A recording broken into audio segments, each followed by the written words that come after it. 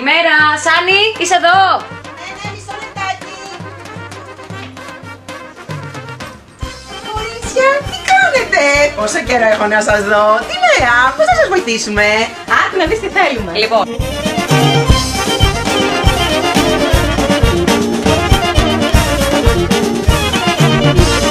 Πάμε ένα μονάκι έτσι στα γρήγορα. Λοιπόν, μέχρι τα 5 όμως, έτσι, γιατί έχουμε πρόβα μετά.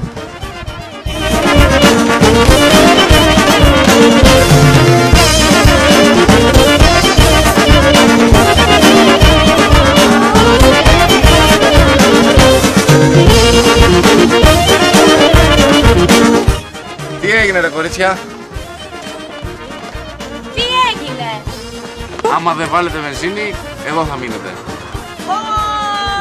Έλα πάρε.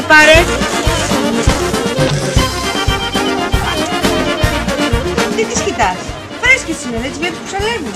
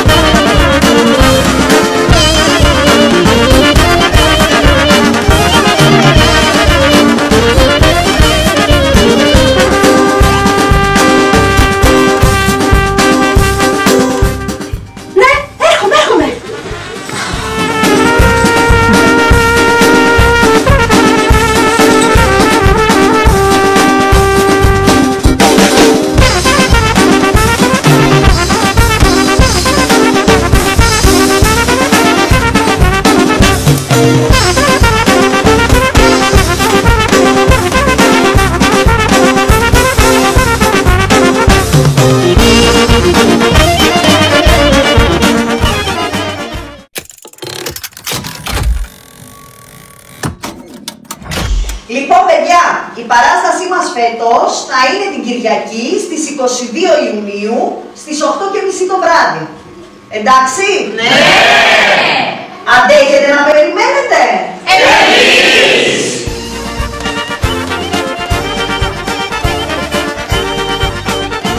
Εσείς αντέχετε να περιμένετε?